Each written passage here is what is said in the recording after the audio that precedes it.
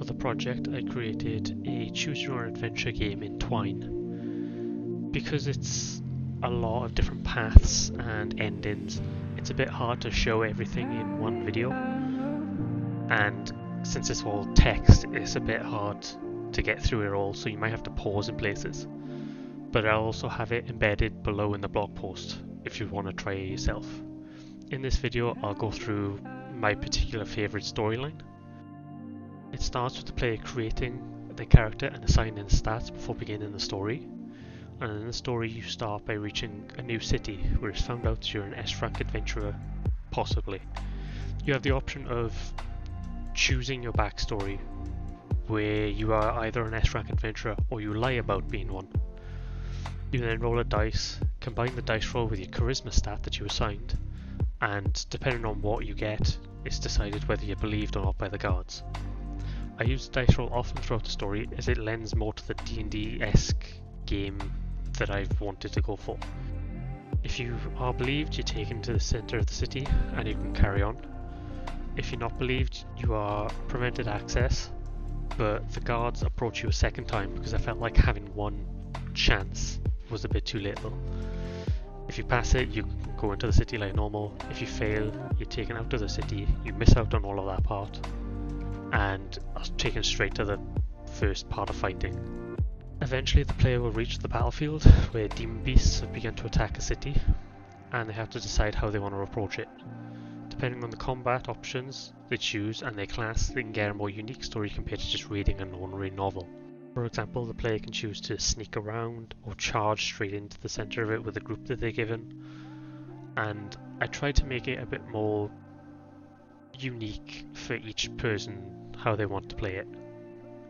In the video in the background, I decided to sneak around, where you successfully manage to sneak around the majority of the fighting, but your scouts get caught by some unknown creature that has been demonized.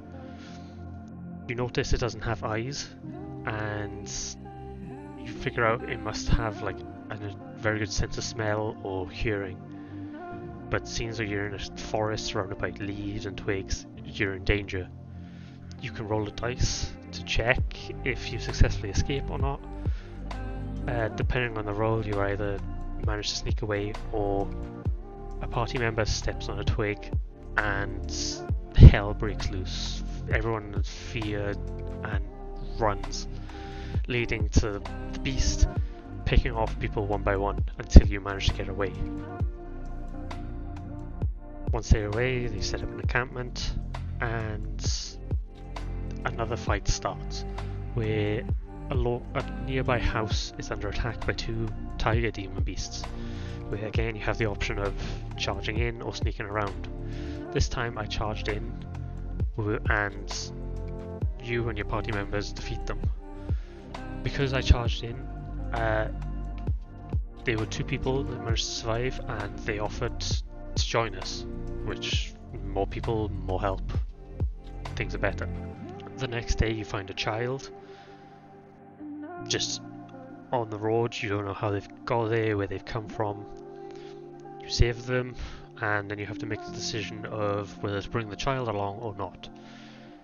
It's not safe to bring a child along, so in the video I decided to not do that, and the veteran adventurer that everyone respects decides to stay behind with a group of other people to look after them. You then reach a void portal, which is where the demon beasts are coming out of, and fight a rhino demon beast. Going through the different combat options for that, you eventually defeat it, and a line emerges from the portal and back towards the camp. When you go there, you find the child floating in the air, surrounded by the people that used to be in your party. Eventually the player has to face a hard decision.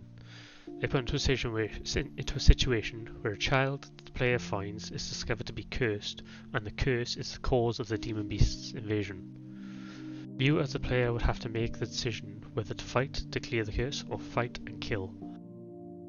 Once the child is knocked unconscious, you have the decision again to make, to try and cure them and help them, or to put them out of their misery and stop the demon beasts. If you choose to try and help them, you have to do a dice roll, and based on your dexterity and the roll, you either successfully save the child or you accidentally kill them. If you choose to kill them in the first place, everyone stops and looks around because I wanted to make it feel like it's just occurred to you that the weight of your decision. At the end of the day, it's still an innocent child, and the veteran adventurer that has been with you and like looked after the child and tried to protect the child is the one that steps forward, steals their will to do what has to be done. Once everything is finished, the player returns to the city with they can level up, they're given a reward, and originally you'd chosen the next quest to go on. The overall scope of the project changed from when I first originally planned it. I planned 5 stories that the player could explore. I then reduced it to 3 as I blocked them out in a flowchart, and then of those 3, only 1 made it to the final story. The reason was I planned to do short stories at first, but as the scope grew and grew as I wrote it, I decided to focus on making 1 good, longer story rather than 3 mediocre, short ones. I found that Twine worked really well as a choose your own adventure because it's designed for that. It made it really easy to plan and produce and interweave the different stories as you could see from the beginning. The only issue I had with it was the programming, due to never having done it before. I'm too focused on C#, but once I got used to the syntax and the macro system, it went a lot smoothly. Another thing is Natalia mentioned about not including too much 18+ gore sort of things, and I found it hard to keep all of the gore out because it's a text-based thing, not physical like an animation or a game. It's really hard to make you as a reader feel like your character is in danger without going more in depth on what that danger is. I did have to like tone it down a little bit, and I hope it's not too bad. I also experienced some issues while writing the story. One of these is, as a choose your own adventure, I had to write dialogue and combat for options that I wouldn't have picked myself, and I had a little trouble at first trying to put myself in others' shoes and imagine what sort of dialogue they'd be interested in. I also tried to add images, but I had a lot of issues trying to find ones that fit with what I described, and I didn't really want to diverge too much with the visuals compared to the text.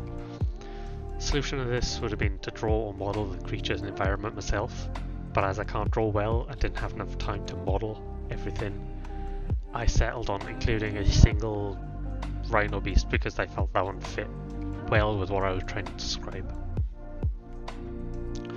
Overall, I'm happy with the story I've managed to tell.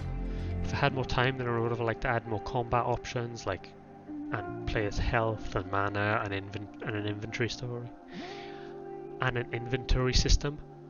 I did look into how to include it, but the scope of that was way beyond what I could do before the deadline.